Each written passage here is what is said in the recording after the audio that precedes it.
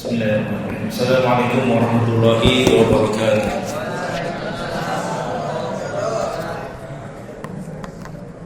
Alhamdulillahi ala ihsani wa syukru lahu ala taufiqi wa amtinani. Asyhadu an la ilaha illallah wahdahu la syarika lah ta'ziman li sya'nihi wa asyhadu anna Muhammadan 'abduhu wa rasuluhu ad-da'i ila ridwanihi salawatuhu wa salamuhu wa ala alihi wa ashabihi wa ikhwanihi.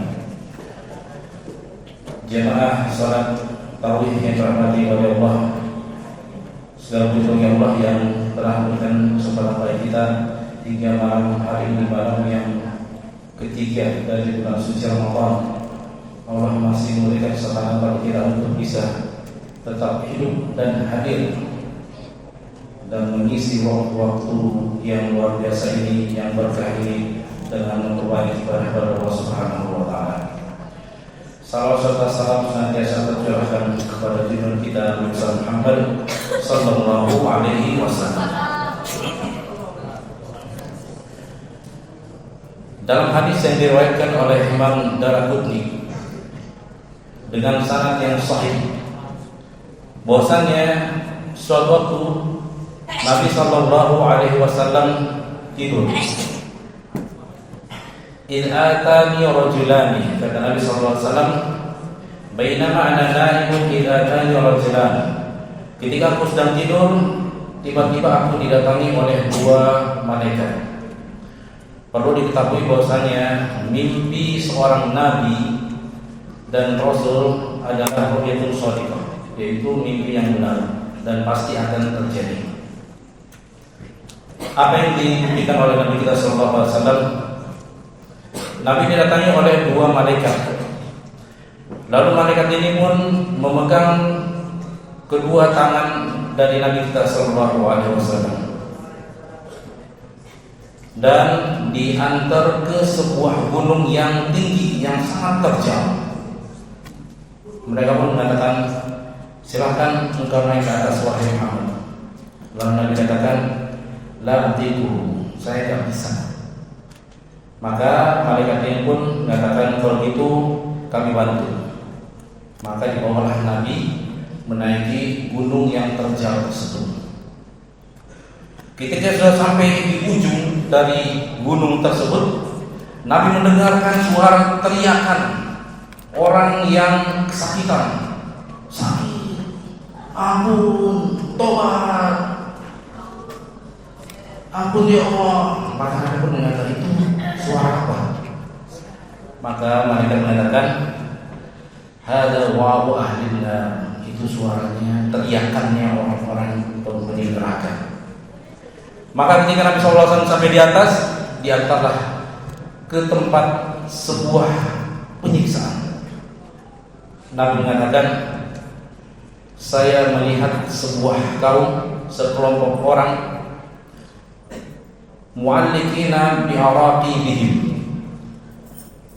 kakinya digantung, bukan digantung seperti diikat kayak biasa. Mu'allikina bi'araqibihim, ya, araqibihim itu, araqibihim itu urat yang ada di tumit. Kalau lihat tumit, bagian belakangnya itu ada urat besar. Itu dicantol, kemudian dibalik. Kemudian katakan musyaqqaqatun ashdaquhum, dan mulutnya disobek, dan disobek sini, dari sini sampai ke belakang, kondisi terbalik, kayak orang mancing, tapi ini orang manusia. Kemudian keluar darah terus. Lalu Nabi mengatakan, itu mereka kenapa? Apa mereka kerjakan? Dosa apa sih mereka waktu hidup ini? Lalu mereka mengatakan, haula'il ladzina yuftiruna qabla ay yatimma shaumahum. Nabi sallallahu alaihi wasallam, mereka adalah orang-orang yang sengaja membatalkan puasanya. Ya, belum waktunya buka puasa, udah langsung dia batalin. Ya, hati-hati. Ya, terutama untuk zaman sekarang, ya mudah sekali godaan-godaan untuk untuk melakukan dosa ini. Jangan sampai nanti kita melihat orang-orang yang mungkin kita kenal, ya nanti ternyata itu dia digantung kayak begitu, berarti dia dulu waktu hidup pernah mokel. Hati-hati dengan dosa ini. Ini untuk orang yang melakukan orang yang puasa tapi dia membatalkan, disiksa. Bagaimana dengan orang yang tidak berpuasa? Ini kan dia puasa ya, cuma dia membatalkan sebelum waktunya. Adapun orang yang tidak berpuasa, ya Nabi katakan, man aftara yawman min Ramadan min ghairi udhrin wala maradin, barang siapa yang tidak berpuasa di bulan suci Ramadan walaupun itu hanya 1 hari saja, lam yakdihi shaumudah, maka andai kan dia bilang, karena saya pernah enggak puasa 1 Ramadan saja, satu hari bulan Ramadan, saya mau ganti dengan puasa seumur hidup, itu tidak sebanding. Sekali lagi, puasa yang tidak dilaksanakan di bulan suci Ramadan 1 kali saja itu tidak sebanding dengan antum puasa seumur hidup antum. Hari ini puasa, besok puasa, itu enggak sebanding. Ya. Inilah beratnya dosa bagi orang-orang yang tidak melaksanakan puasa Ramadan, karena dia adalah bagian daripada rukun Islam. Jamaah tarawih yang dirahmati oleh Allah Subhanahu wa taala, bulan Ramadan adalah momennya kita untuk memperbaiki diri, mengoreksi diri, membersihkan diri kita dari dosa-dosa dan kemaksiatan. Di samping itu waktu kita untuk menjaga diri, untuk bisa menahan hawa nafsu, dan juga mengantarkan diri kita kepada hal yang lebih baik dari bulan-bulan yang sebelumnya. Kenapa? Karena bulan Ramadan adalah bulan di mana Allah Subhanahu wa taala mengobral pahala begitu banyak, dan begitu juga ampunan Allah begitu banyak diberikan kepada umatnya, ya, pada hamba-hambanya, pada umat Muhammad sallallahu alaihi wasallam. Oleh karenanya mari kita manfaatkan momen ini, mumpung ada di bulan suci Ramadan. Gunakan waktu itu, jangan dipakai untuk perbuatan yang sia-sia. Kebiasaan-kebiasaan antum yang dulu di luar bulan suci Ramadan, ya ditinggalkan, fokus sekarang untuk ibadah, untuk memperbaiki diri. Makanya tujuan daripada bulan suci Ramadan adalah la'allakum tattaqun. Banyak sekali hadis-hadis yang memotivasi kita bahwasanya Allah di bulan suci Ramadan itu membuka kesempatan yang besar sehingga kita mudah untuk beribadah, dan kesempatan untuk melakukan maksiat itu diperkecil.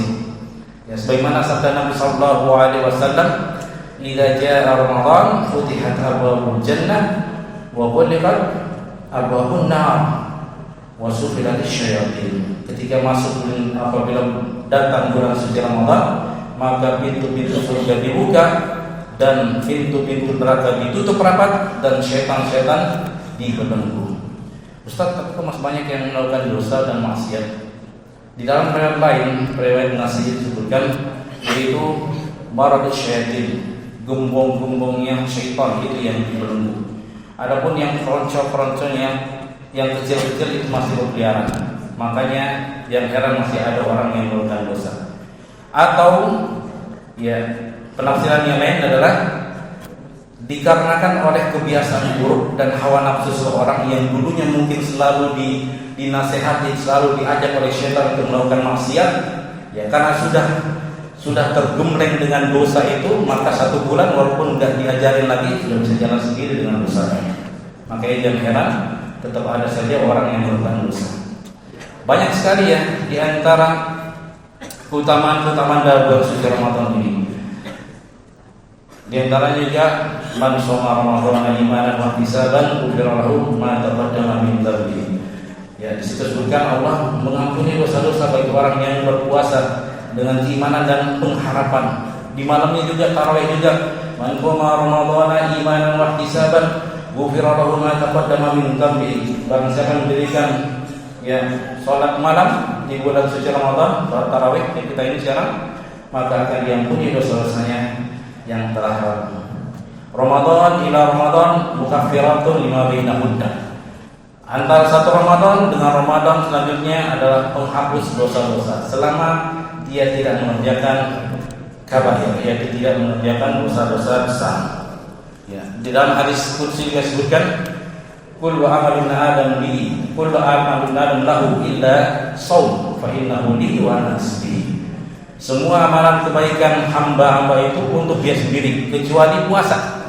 Fa innahu li wa ana ajzi bihi, karena pahala puasa itu hanya untukku dan aku yang memberikannya.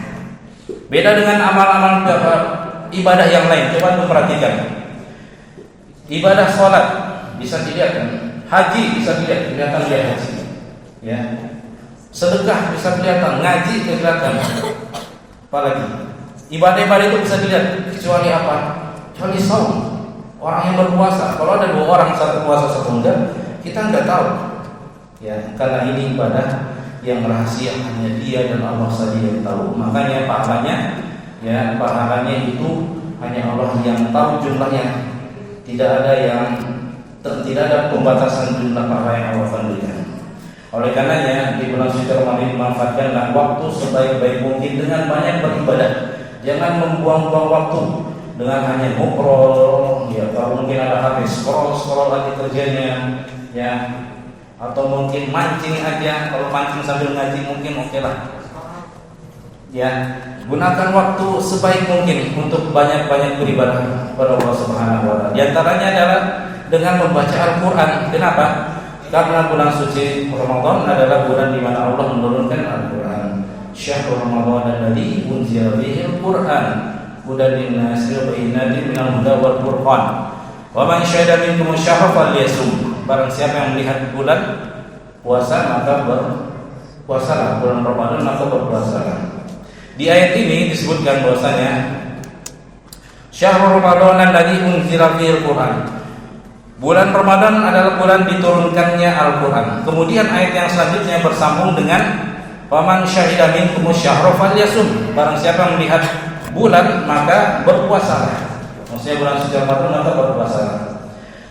Para ulama menafsirkan, di antara Imam Qurtubi dalam kitab beliau Al-Jami' li Ahkamil Qur'an, beliau mengatakan bahwasanya penyebutan puasa, ya, kewajiban berpuasa setelah penyebutan Al-Qur'an menunjukkan bahwasanya ya tentang keutamaan bulan suci Ramadan ini dan juga himbauan dan ajakan hendaknya untuk memperbanyak membaca Al-Qur'an. Oleh karenanya sejak sekarang silahkan bagi kita untuk bisa memanage waktu, membuat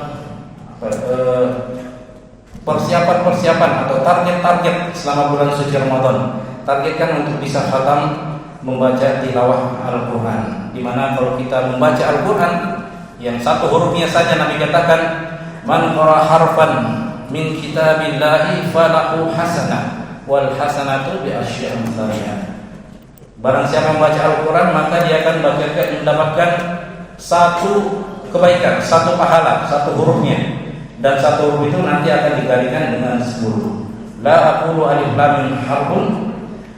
Saya tidak mengatakan bahwasanya alif lam mim itu satu huruf, akan tetapi alifun harfun, lamun harfun, dan mim harfun. Ya, lam satu huruf, lam mim satu, alif satu huruf, lam satu huruf, dan mim satu huruf.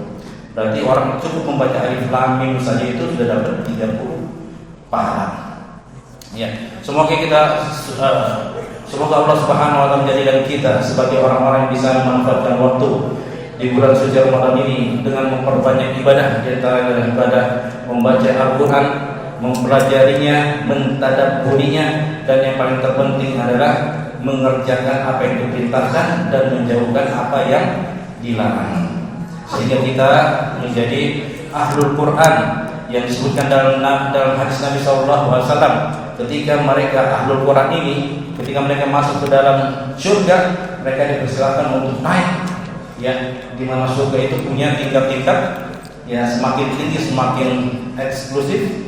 Maka yuqalu li sahibil Quran, dikatakan pada orang-orang ahlul Quran ini, ittaqi, iqra wartaqi, baca kemudian naiklah. Ya, waratil kama tarattil fid dunya, Baca tartilah sebagaimana kamu baca di waktu kamu hidup di dunia. Fa inna manzilataka 'inda akhir ayatin taqra'uha. Karena posisi kamu, surga kamu itu adalah pada akhir kamu menghafal dan mengamalkan ayat-ayat yang kamu telah hafalkan dan amalkan tersebut. Ibaratnya seperti kalau kita naik lift, silakan antum naik lift sambil ngaji. Kapan hafalan antum sudah mentok, berarti di situ posisi antum. Di situ surganya antum. Semoga kita termasuk dari bagian dari ahlul Quran. Amin ya rabbal alamin. Ini saja yang sudah saya sampaikan. Kurang lebihnya mohon dimaafkan. Wabillahi taufiq wal hidayah. Assalamualaikum warahmatullahi wabarakatuh.